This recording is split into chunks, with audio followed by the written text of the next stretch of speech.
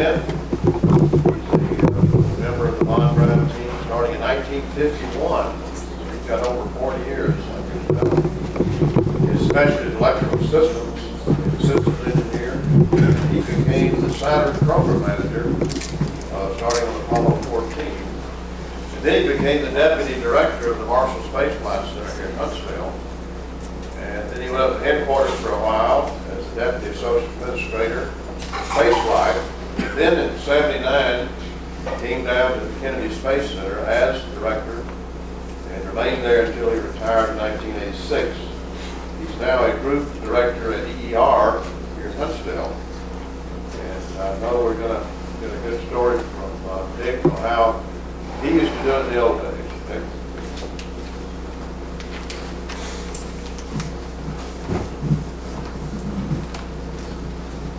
You know, I've made a lot of speeches in a lot of places, a lot of different environments. But I think I'm in the worst environment this morning I've ever been in my life. Following Tom.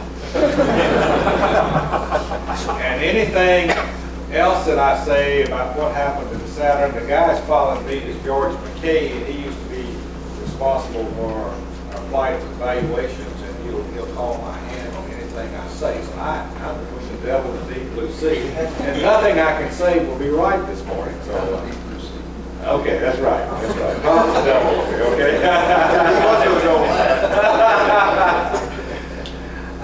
As Dave pointed out, I was fortunate enough to get started in the infancy of this program, and a lot of people said, "Well, how did you get into the space program?"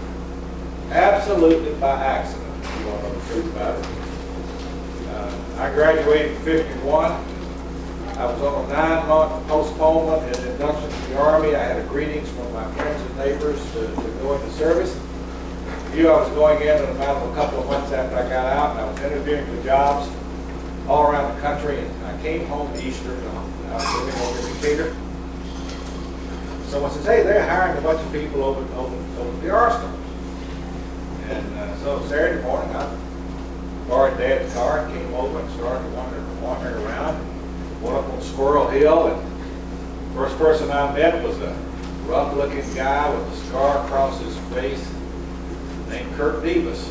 I couldn't understand him. He was very guttural, accent and so forth. He sent me down the hill to a fellow by the name of Peter Grau in the electrical systems area. Hey, that looked like fun. Besides that, I could live at home and wait for a couple of months to get drafted. And so I said, yeah, that looks interesting. So I came in. Then I found out it was the defense industry, and I ended up with occupation with a firm that never went to service, and I've been in the program ever since, and been fortunate enough to grow up with it. As I look back at the pictures that Dave showed, brings back an awful lot of memories. And if I draw a conclusion of what used to be then and what is today, there's one dramatic difference. One was a very small organization. We knew everyone. And we were giving the responsibility and authority to go do things, make decisions, and the final authority rested on ourselves. I was fortunate that the person I worked for, first week I worked for him, he told me, he says, when I give you a job, I'm going to tell you what the job is. I'm not going to discuss how you're going to do it. If we do that, you'll end up doing it the same way I would. I'm just going to tell you the job. It's your job to go out and do it. If you got a problem, come back and talk about it. So he gave me all the rope in the world to hang myself. And fortunately enough, I only hung myself a few times. But we had the authority, we had the responsibility to do things. And things happened very quickly. Dave showed you a photograph here of the cluster that went on top of the Jupiter C. And later on the Juno 2, one of my favorite stories happened during that period of time. I was in a meeting on a Friday afternoon with Von Brown and I forgot who the general was of the AVMA at the time, Badaris. And we were discussing that cluster and how we would ignite that cluster was made up of 11 rockets and 3 inside of that, one on top of that, and the satellite on top of that. or the payload, how we would sequence firing those rockets. And those were the days when we didn't have fancy electronic timers, we had some mechanical timers, we had some pyrotechnic devices and so forth. JPL was doing the rockets, and they had a pyrotechnic system they were laying out, and it had quite a bit of spread and accuracy that was going to affect the performance of it. And I happened to be in the meeting because my boss was out of town, actually on vacation. And as we were talking, I said, you know, I was visiting a friend of mine down in the lab the other day, and he showed that little DC motor had a very good speed voltage curve, and he thought he could make some timers out of it. And as we were sitting there, I spoke to him. I said, well, hey, I saw a device the other day that I think would work. And I will have a design on Tuesday, meeting JPL. And stepped out of the meeting and called Roy Curry and says, hey, meet me in the morning, Saturday morning, about 8 o'clock in the office. And I got an application, I think, at that time. We designed it on Saturday. Had a draftsman draw it up on Monday. I pitched it on Tuesday. No one had reviewed it. No one had seen it. Everyone liked the idea. Every Juno tubes, and you can see look at that system in it. And it functions. Opportunities, seeing something, having responsibility, and go do the job.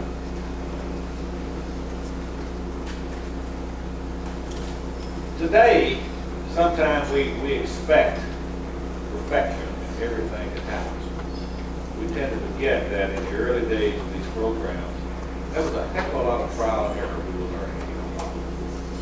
I like to look back at the Saturn program, Saturn V particularly, and look at some of the steps and draw a little comparison to today.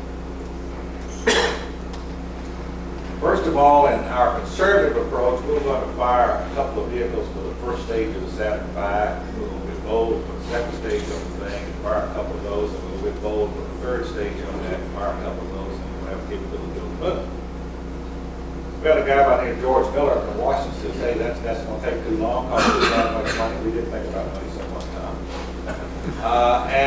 That's going to stretch out. We'll never get to the moon in a decade. I think let's go all up. Let's put the first Saturn V up, stack off all 3 stages, and launch it. And we did. And you know what? The darn thing worked. Much to our surprise. Now, George will tell you he found quite a few anomalies in it. In fact, he did. Okay, and it wasn't all perfect. Well, we got pretty rolling. Well, let's fire a second.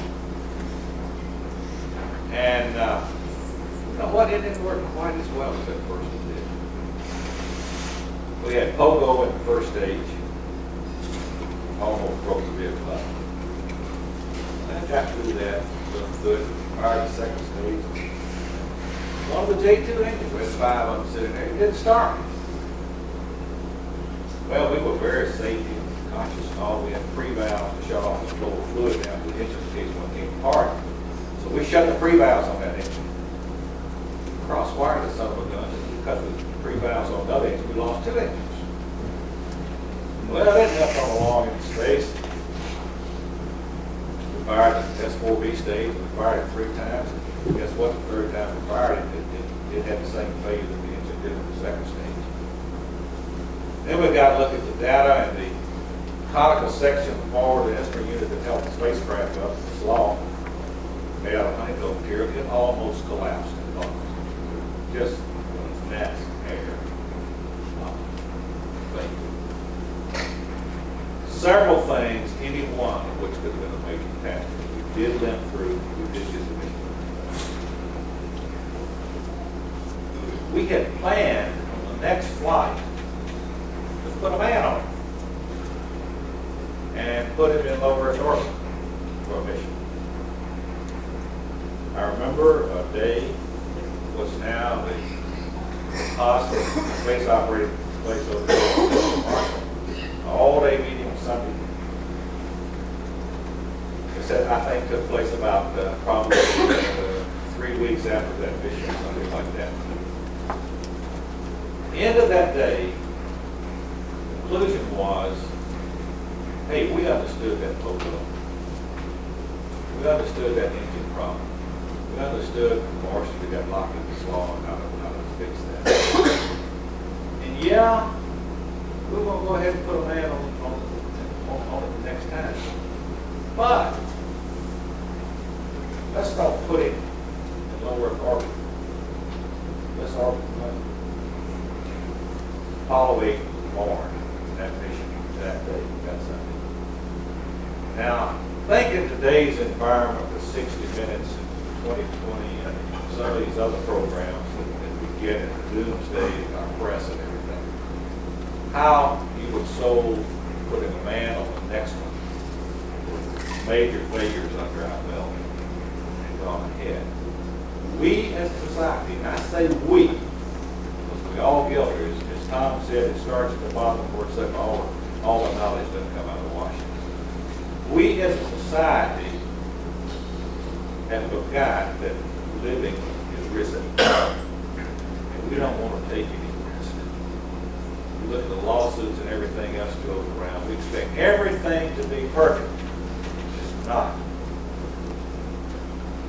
I've got a brother-in-law who's a lawyer. He didn't like to talk about this too many lawyers. So the old story that was a country town, had one lawyer, he was starved to death. The second one moved in, they both got rich. Truth to that. The situation has changed. As we went on to the moon, everything didn't go perfect. We had lots of problems. Apollo 13. Everyone remembers Houston, we have a problem. The oxygen tank, insulation broke down in the heater. Had an explosion. The guys were on the way to the moon. Once you started, you went and you came back. I mean, you went all the way and had to come back.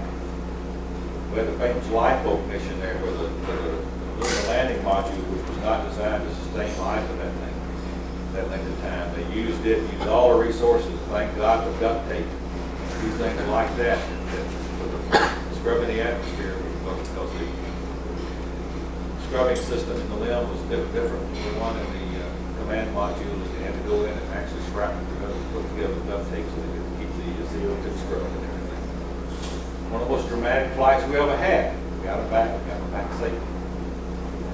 What a lot of people don't realize that we almost had a catastrophe before that tank to it. Again, the S2 stage. We've been having a little pogo with the center engine for 2 or 3 flights. And for some reason, the amplitude got larger each time, and we could not understand what was happening. We could not understand the configuration differences between the vehicles that was causing the growth. George, maybe you can tell me. I don't remember if I understood it or not. But it got so bad and went unstable during that Apollo 13 flight that the pressure switch that measured chamber pressure set at 60% thrust level actually cut off the center engine. Had it gone a couple more cycles, we would probably rupture the structure that held that engine and move the whole vehicle. Now, after the fact, everybody, the press and everybody that was watching Houston fix their oxygen tank, we were busy as heck here. Marshall fixing that tank. I called him McDivitt several times. He was the program manager out there, and I thank him for the umbrella he was giving us. We were fixing our problem without the public there. But said that we had a very robust system. We had capability in it, and as problems occurred, we all could squeak by and we would fix them and go ahead. Today, often we are designing the hardware for the absolute limit. We want to build every ounce of performance out of it, and that drives your cost, your time, and everything out of it.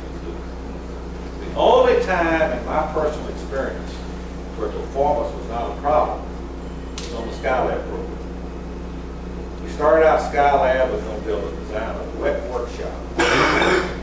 Extra hydrogen tank, the S4B stage, put up on the Saturn 1B 2-stage rocket. We're going to put Starway in the thing, and we're going to outfit it on orbit for several flights. Thank gosh we got smart enough later on and saw the complexity of that, and we switched over to the dry workshop, which became Skylab. put it up on a two-stage Saturn V engine. I was still Saturn program at the time. And the first time we took a look at that, we had so much excess performance in the S1C stage that we had a problem. We had to shut down quite early the center engine to keep the longitude of the G-forces down. And we had a real base heating problem on that center engine. We tried to melt that engine out. And at that one time, we asked the payload, please grow in weight. And also was honest to get down. And they did. And one time we flew, we still had a lot of excess capacity, but our base heating problem was not severe. We could handle it with some moderate insulation. We talk about the good old days of the Apollo program, and they were good old days. They were good, and at the same time, in retrospect, they were probably bad for us. The good point was we had a focused mission. Put man on the moon and safely return in a decade. Captured the American spirit. It came out of the Bay of Bigness, and we were nice to have to be in a position where we could take the public image off of some of the conflicts we had in Russia. That's how everything got started. We had a focus. The entire government supported it. The entire American people supported it. Unfortunately, they probably over-supported it with money and all, and in some ways that I look back, we learned how to do things the expensive way during that period, and we've never really come back down to some of the dirt cheap way we did years before. We had technology that didn't exist that we had to have to get there, so we had to force technology on the schedule. When the program was set up, the leadership recognized that we're going to have some pretty complicated interfaces. We ought to keep it as simple as we could. Marshall was assigned to design responsibility of the launch vehicle used in the spacecraft. We kept those interfaces just about as clean as you could possibly could. We transferred no power between them, just a few signals and things like that.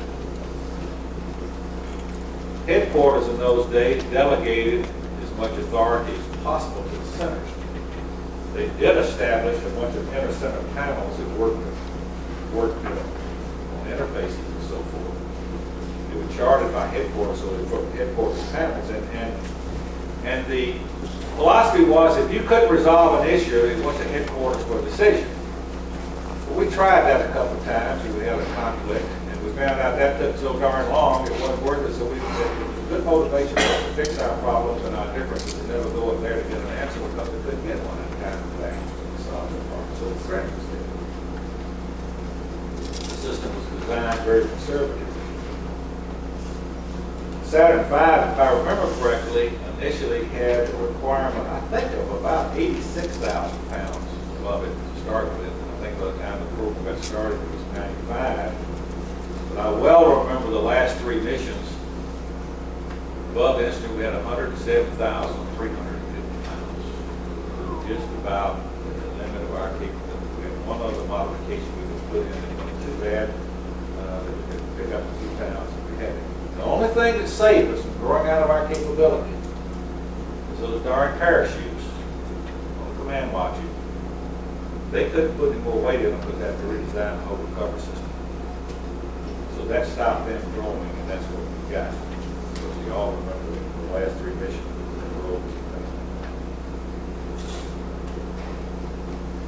What's different now, then, and now? Well, the hardware is more complex. The management is more complex. The divisions of responsibility between the various groups are not as clean as they are before. Everybody's depending on each other. And the system is just harder to get things done. As I go around and talk to people, I get one kind of common comment. Dick, it's just not as much fun anymore.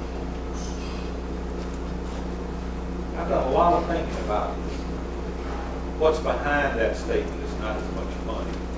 I've come to this personal conclusion. That statement doesn't come out of the complexity of the design. It doesn't come out of the interface problems and things like that.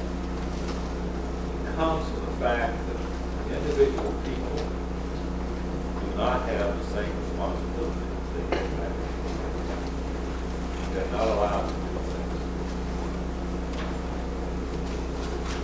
There's a fine line between review and approval that's been totally lost in this late program. Years ago, a program manager could make a decision and move out and implement it without having to get it approved by anybody. Engineers do the same thing. He knew it was going to be reviewed. And every once in a great while, things did have to be turned around, but that was very, very frequent. Today, nobody does anything, but everybody approves it and signs off on it. My take is, if you do that, nobody's responsible. And I think that's a big mistake. I've often joked that as a GS9, working on the electrical system design, I had more responsibility and authority as I did directly in space.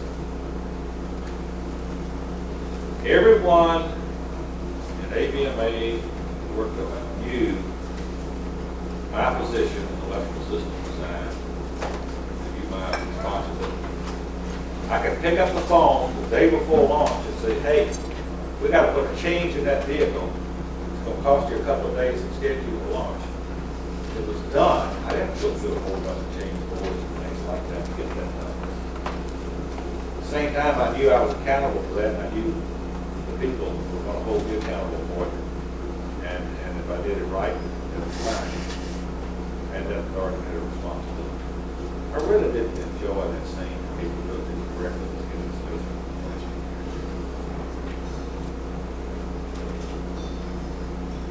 If you ask me a question, could we go back to 10 years? No. Can't do it. Why? It's not the technology. It's the bureaucracy that's built up over the years and how it was so well. The system has become so complex. Bureaucracy is so burdensome. We can't get decisions made. We can't do it. And that bureaucracy and that process, it's all the way across the thing. It starts with Washington all the way down. It's led us into a way of doing business that's so darn expensive and so slow we can't get there. If I were king for a day, you notice I said king, I didn't say president. And go back to the moon in 10 years or something like that, I'd abolish NASA. And I'd create a new agency. Still somewhat half president, half king, recognized we've got Congress and things like that in this country. I'd create some new subcommittees and all like that. I would start fresh. Yeah, I'd use NASA capabilities of NASA and aerospace industry as a core to build on. Sometimes we forget that there was an NACA before there was NASA. When the space program came along, it came out as an aeronautics agency, an aeronautics in space, and a lot of people forget the first aid in NASA. More space. But if we use the core of that to create a new agency, I'd start over again. And the reason for that is to ratchet the bureaucracy back down to something manageable. I totally agree with what Tom says. We forgot who the darn customer is. Boeing would be the leader in the world of building commercial aircraft if they didn't build a device that was economical for airlines to operate. Now, who is NASA's customer? The developers control everything, the operations, and everything else. It's grown to be a horribly expensive process. We've got to come back and create those customers and all and satisfy their needs, or we won't get there. At the same time, I'm absolutely convinced capability in this country is there to do any darn thing we please. All we gotta do is make up our mind we want to do it, and get on with it, and it starts with us. Totally agree with Tom, it doesn't start up there. Washington is not the fountain of all knowledge. I had to work up there one year on Friday night. I've been busy as hell all week, and I felt like I've been in a paper bag and never found a way out of there. Great place to live, beautiful museums, a lot of activities. Boy, the productivity sure is something with there. Zero. So, you know, we've come a long way, we've done a lot of things. We do have some great things, but we have lost our competitive edge in that process. And we have lost the motivation to do things cheap, dirty, quick. And saying that doesn't mean they have to be unreliable at all. And we've got to hold people accountable. All these buzzwords of PQM and all of those stuff, it really gets back is, hey, hold a guy responsible. If you give a person enough rope to hang themselves, I have found many people that won't hang themselves. They produce well, get the job done. Thank you.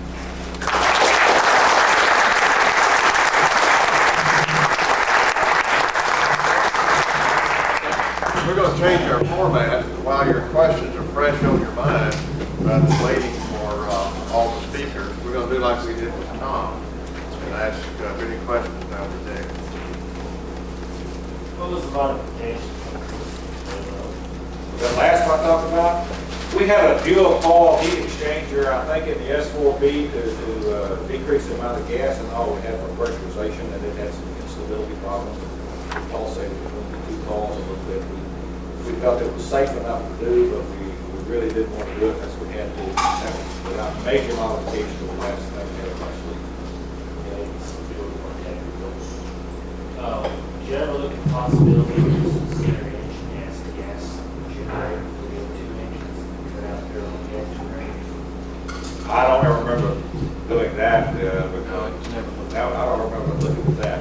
You would have to size that so much, the heat exchanger is so much larger than that, would be somewhat a problem. And in fact, doing it by engine, if you end up with an engine failing, you're going to need less gas for pressurization because you were consuming fuel at a lower rate. It's kind of self-balanced. If you put it all in one engine, if you lost that engine, you wouldn't need fuel.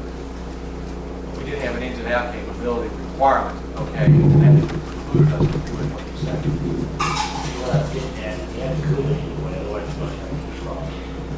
Having it assist the other engines when it's something useful and running. I mean, fuel make the vapor out of it. But you do that on every engine anyway. Every engine is cooled with its own propellant. After it's quick running.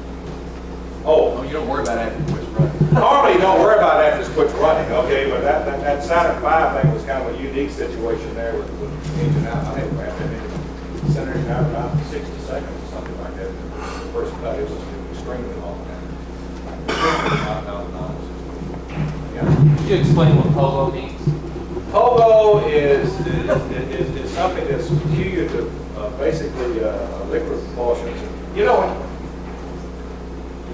driving a car with a clutch, if you don't know how, you let off the clutch too quick and you jerk back and you sit there and pump back and forth and accelerate a little bit. That's kind of POGO. What you're doing here is you're getting a structural oscillation in the basic structure that couples through the fluid and back through the pressure pulses into the engine, and the engine starts and they couple, and in every cycle the engine puts more energy into the structure and it feeds back through the propellant loop, and it's unstable.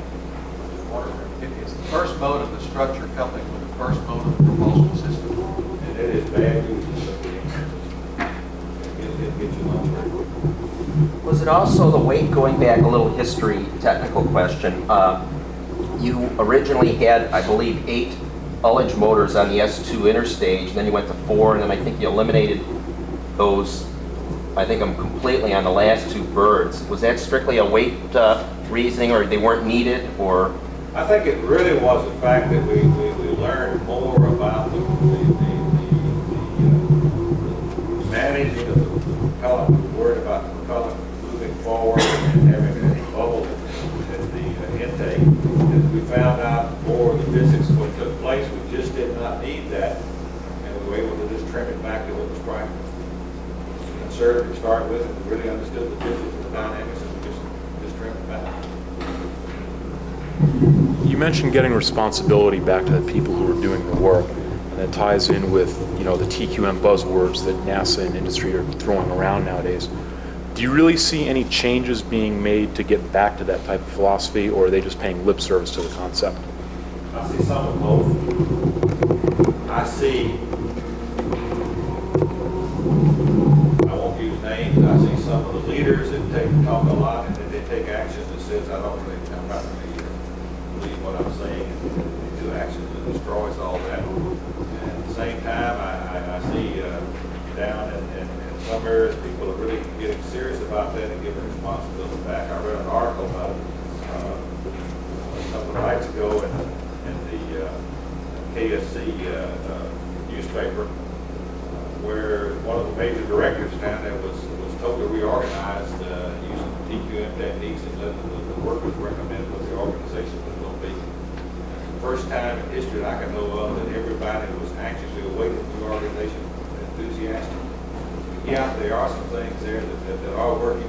Are they there yet? Hell no, they're not there yet. And a lot of us old guys were around who didn't do things right and may have to get rid of a few more of us or at least re-educate us. That's part of the problem. From your standpoint, has inter-center NASA competition been helpful or harmful to the space program? Yes.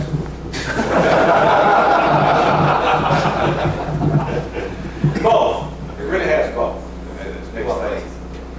Well, a lot of times the competitive ideas have driven out what I would say is the right answer at the same time. And at the same time, I think sometimes that competition has been allowed to continue too long, and it's been kind of counterproductive and builds up an animosity between the centers. I had a guy who was in kind of the new business development at KSC when I first went down there. He made a very interesting statement that at KSC, we didn't develop flight hardware. And we were not, therefore, competing with Marshall and JSC for that. And he said, I can walk down the halls of either Marshall or JSC without even hearing the file cabinets slam shut. Okay? And when we were approaching space station, I told the manager at KSC, I said, now, here's the philosophy that I want you and KSC to work with. I'm not worried about the work that we're going to have at KSC Space Station. If it's a robust program, we're going to have plenty of activity. I don't see any parochial activity coming out of that about what our roles and missions is. Let's work with the program to get the best answer. And as a result of that, be very honest about it, they got more work than that. I'm not convinced they know how to do it all yet, okay? But that approach helps. So the answer to the question, yes, both sides of that. Okay. Thank you. Anything else? Thank you very much.